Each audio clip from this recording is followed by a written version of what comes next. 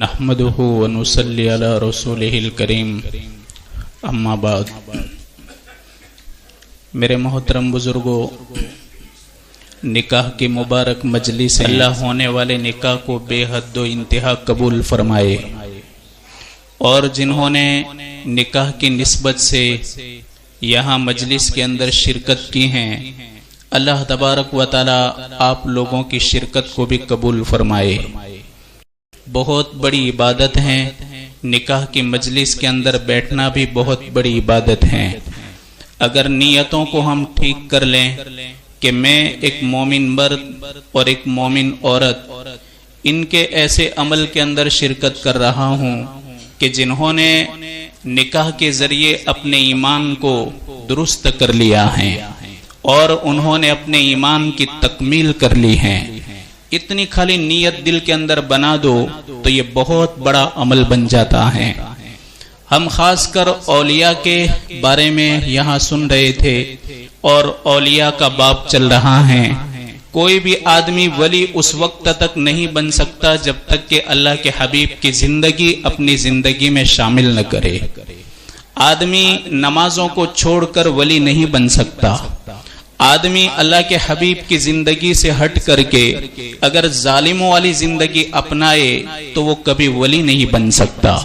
अल्लाह फरमाते हैं, ला तरकनु इलल्लदीन ज़लमू फतमस्सकुमुन्नार वमा लकुम मिन दूनिल्लाहि मिन औलिया सुम्मा ला तुनसरून, कि तुम जालिमों के नक्शे कदम पर न चलना, उनके तौरो तरीक की तरफ माइल न हो जाना। ला तरकनु, वरना क्या होगा, जहन्नम में जाओगे और जहन्नम के अंदर कोई तुम्हारे लिए यारो मददगार नहीं होगा, कोई बचाने वाला नहीं, कोई सिफारिश करने वाला नहीं। इसलिए हमारे नबी ने हमारी जिंदगी के हर मरहले पर और हर मोड़ के ऊपर एक बेहतरीन जिंदगी पेश की है। जब तक उस जिंदगी के मुताबिक हमारी जिंदगी नहीं होगी, बरकतें नहीं आएगी, बरकतें खत्म हो जाएगी। आज जो हम ये बरकतों से खाली जिंदगियां देख रहे हैं और उलझने देख रहे हैं, ये तमाम का नतीजा सिर्फ ये है कि हमने अल्लाह के हबीब के लाए हुए तौर और तरीक को छोड़ दिया। मेरे भाइयों, निकाह तो एक बेहतरीन अमल है और बेहतरीन इबादत है, लेकिन उसमें इतनी रसूमात आ गई कि ये रसूमात की वजह से निकाह बोझल हो गया। लोग टेंशन में आ जाते हैं और लोग फिक्रें करते हैं। कई महीनों पहले एक भूत सवार हो जाता है और एक टेंशन सवार हो जाता है। गरीब माँ बाप के हक में ज्यादातर ये सब होता है। मेरे भाइयों, हम जरिया न बने। एक भी रस्म अगर हमारी तरफ से उसमें शामिल होती हैं, याद रखो जब तक ये रस्म चलती बनेगी सारा गुनाह हमारे ऊपर आएगा। मालदार को तो क्या है, अक्सर तो जितने पैसे ज्यादातर आने वाले होते हैं वो वैसे ही होते हैं, मुश्तबे। अब ये मुश्तबे माल आता है जाता है, इनको 1-2 लाख निकाल देना इनके लिए कुछ नहीं होता, जैसे दरिया से डोल निकाली। लेकिन तुम्हारी बदकिस्मती की वजह से गरीब लोग दब जाते हैं। वो तो जिस लाइन के पैसे होते हैं उसी लाइन में जाते हैं। अच्छे पैसे अच्छी जगह पर ही जाते हैं और गंदे पैसे रस्म और रिवाज के अंदर जाते हैं। अब तो फिर नया सुना है कि कोई बाइक भी देते हैं, ये भी सुना। मेरे सामने तो नाम जोग आया था कि इस आदमी ने बाइक दी। अब ये बदबख्त पर बदकिस्मत दे भी रहा है और लोग जाने इस तरह दे रहा है। ये कहाँ जाएगी नस्ल, कहाँ जाएगी? बेलगाम हद होती है, कोई आजादी भी की कोई हद होती है। इतना नहीं गिर जाने का और इतनी अखलाक की निचली सतह पर नहीं आ जाने का कि जिससे अल्लाह की नजरों से तुम गिर जाओ। हद में रहने का, हर किस्म एक हद होती है। ये सब दिखलावे हो रहे हैं, सब दिखलावे हैं और इन दिखलाओं की वजह से आज ये समाज बोझल बनती चली जा रही है। उलमा की फिक्रें हैं, कुछ दबता है फिर उभर जाता है, कुछ दबता है फिर उभरता है। मेरे भाइयों, ये दोनों तरफ से फिक्रें होगी तो ये रस्म कंट्रोल में रहेगी, वरना वैसे दिन आ जाएंगे जैसे आजकल बिहार यूपी में चल रहा है। बिहार और यूपी के अंदर जो रस्में हैं, आप देखो, हिंदवाना रस्में हैं, हिंदवाना। उनका देखा देखी एक ईमान वाला अपने घर के अंदर लाता है।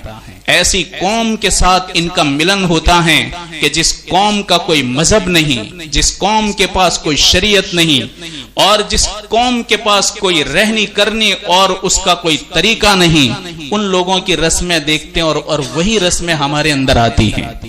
अभी एक देगा, दूसरा देगा, तीसरा देगा, 2 नंबरी पैसों वाले तो बहुत है इनके पास, अनसन इधर उधर से बटोरे हुए।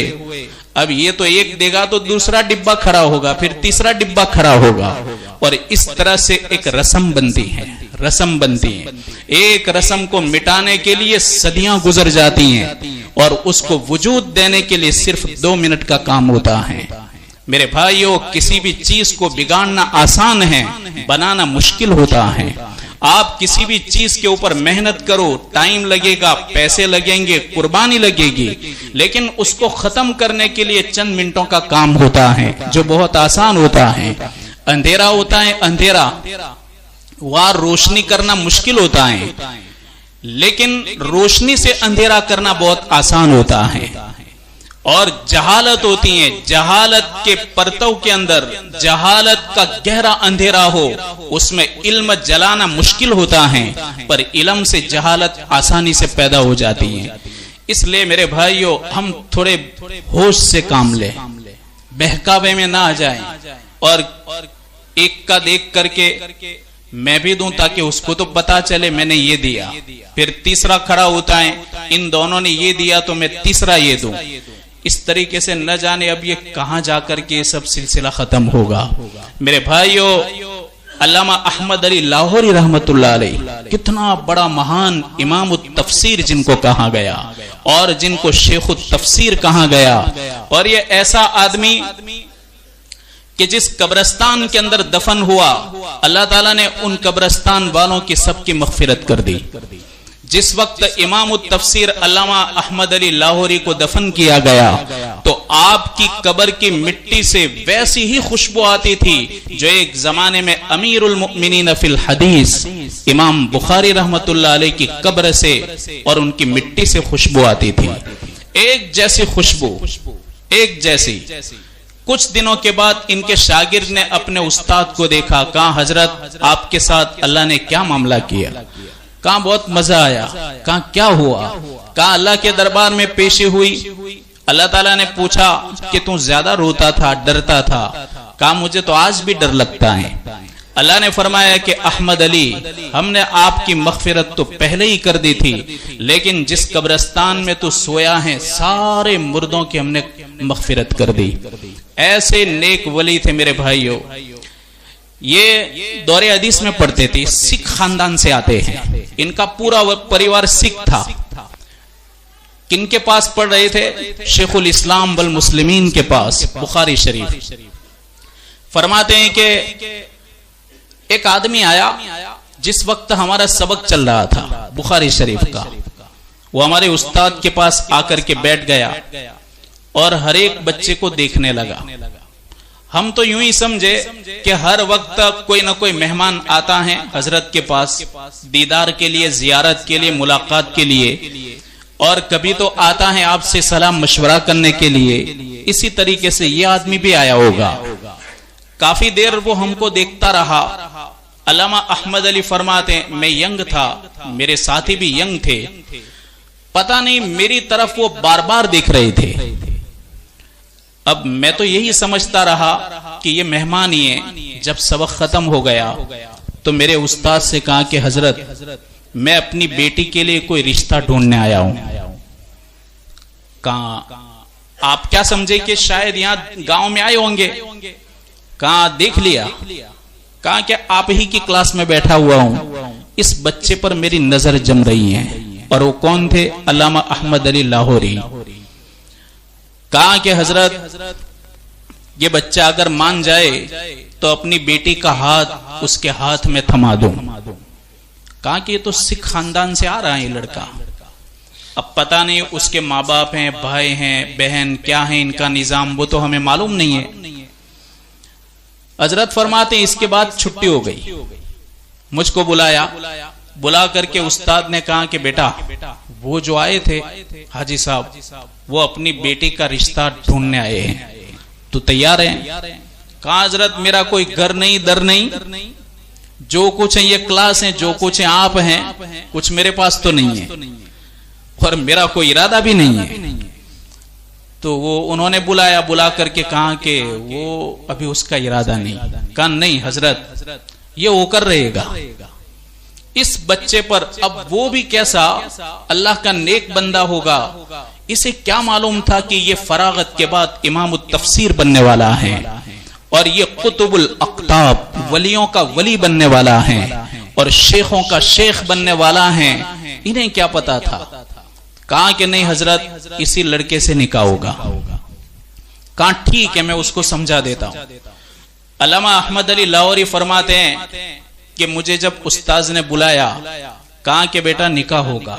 कहा हजरत हुक्म हो तो सरे खम तस्लीम है, यानी मेरा सर चुका देता हूं, और अगर आप मेरी मर्जी पर छोड़ें तो फिर मुझे थोड़ा इख्तियार दें तो मैं सोच लूं। कहा नहीं निकाह होगा।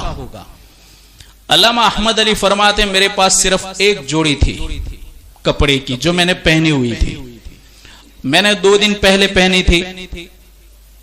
तो मैंने उस्ताद से कहा कि हजरत अभी फिलहाल मत करना, आप अगली जो नमाज आवे उस वक्त निकाह पढ़ा लेना। हजरत ने कहा ठीक है अगली नमाज में पढ़ लेंगे। अल्लामा अहमद अली लाहौरी फरमाते हैं कि मैंने जल्दी जल्दी कपड़े धोए, लेकिन मेरी बदकिस्मती कि उस दिन बादल था, मेरे कपड़े ही नहीं सूखे, ठंडी सख्त। कपड़े धो दिए, मैंने टिंगा दिए, तहबंद पहन ली। अब मैं इंतजार करता था कि कपड़े सूख जाए, लेकिन कपड़े ही नहीं सूखे। इसके बाद मैंने वही कपड़े चढ़ा दिए, चूंकि दूसरा जोड़ था ही नहीं मेरे पास। तहबंद पहन के जाना अच्छा नहीं समझा, तो मैंने वही गीले कपड़े पहन लिए। ठंड लग रही थी मुझको। अब जिस वक्त मैं हजरत के सामने गया और वो हाजी साहब भी बैठे हुए थे, अल्लामा अहमद अली लाहौरी फरमाते हैं कि मेरे कपड़ों की तरफ मेरे बनने वाले ससुर जी बार बार देखते थे। तो हजरत शेखुल हिंद से क्या फरमाया, ये कपड़े उसके गीले हैं। तो कहा बेटा क्यों कपड़े गीले हैं? कहा हजरत ही एक जोड़ थी, मैंने धो दी, सूखी नहीं तो मैं पहन के आ गया। हजरत ने दुआएं दी कि अल्लाह ताला तुम्हें चमकाएगा। दुआएं लग गई। इसके बाद आपने निकाह का खुतबा पढ़ा। इसके बाद उनकी बेटी को इनके हवाले किया गया। हजरत ने खुद एक कमरा किराए पर दिलाया और वहां रुखसती हुई।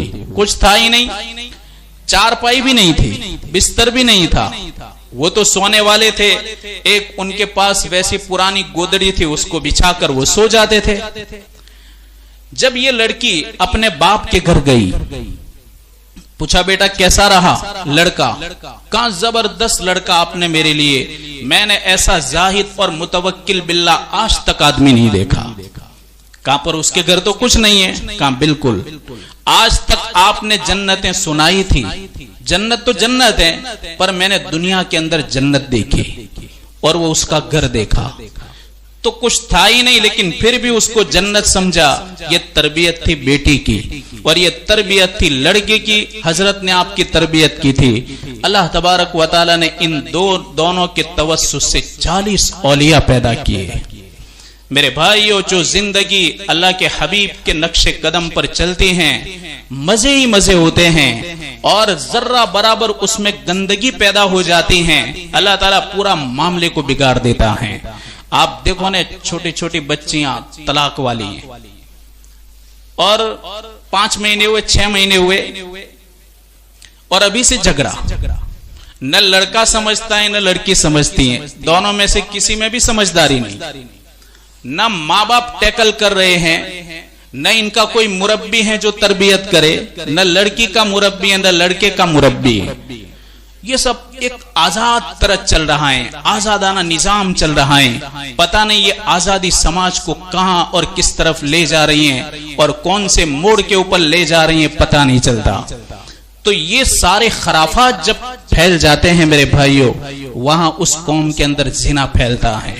उस कौम के अंदर आवार की फैलती हैं, उस कौम के अंदर अनार की फैलती हैं, और उस कौम के अंदर बेहयाई और बेशर्मी फैलती हैं जिस वक्त अल्लाह तबारक व तआला के बनाए हुए उसूलों से हट करके जिंदगी गुजारी जाती है।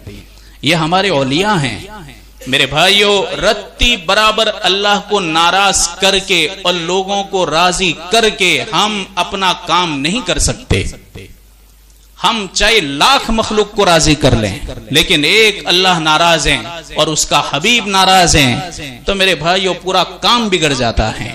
इसलिए हम दिल पर लें, बहुत दिल पर लें कि हमारे एक तो खास बात तो क्या होती है कि ये सब मामलात औरतों के हाथ में होते हैं। अब औरतों का इतना गलबा है, इतना गलबा है। हजरत उमर रजी अल्लाह तआला अन्हु फरमाते हैं हम मक्का में थे तो कुरैश की औरतें हमसे डरती थी, बहुत डरती थी, और वो डराते नहीं थे पर हुक्म की ताबे थी। भाई ये हाँ तो हाँ, ना तो ना। औरतें हमको नहीं समझाती थी। पता नहीं हम मक्का से हिजरत करके मदीना गए और हमारी कुरैशी औरतें, मक्का की औरतें मदीना की अंसार की औरतों के ताल्लुक में आई और वहां उनके साथ मिलती हो गई तो अब तो ये जोर से बोलने लगी। हजरत उमर फरमाते हैं मेरी बीवी मुझसे जोर से बोलती है। एक बार हजरत हफ्सा का वाकया हुआ तो बीवी को कहा कि देखो एक जमाने में तुम मक्का के अंदर कैसी थी, अभी कैसी हो? कहा वो तो बिल्कुल ठीक बात है, आप देखो अंसारी औरतों को। आप उठकर गए हजरत उमर कहा अल्लाह के हबीब के पास। कहा या रसूल अल्लाह एक अजीब बात बताऊं? कहा बोल। कहा कि ये अंसार की औरतें पता नहीं किस तरह रहते हैं ये अंसारी लोग, और उनके घरों के अंदर क्या ऊंच नीच होता है मालूम नहीं। हम एक तो मक्का के अंदर जिंदगी गुजारते थे, अब मदीना के अंदर आए, हमारी औरतों ने इनकी जिंदगी को देखा, अब ये तो हमको समझाती हैं। उधर तो हम समझा रहे थे और मदीना में आने के बाद ये औरतें हमको समझा रही हैं। माहौल का बहुत बड़ा असर होता है और ये माहौल हम ही बनाते हैं, माहौल हम ही बिगाड़ते हैं। ये जितना मुआशरे के अंदर खराफात फैलता है ये एक माहौल बनता है, फिर हर आदमी इसका गुलाम बनता है। रस्म की गुलामियत बड़ी खतरनाक चीज है।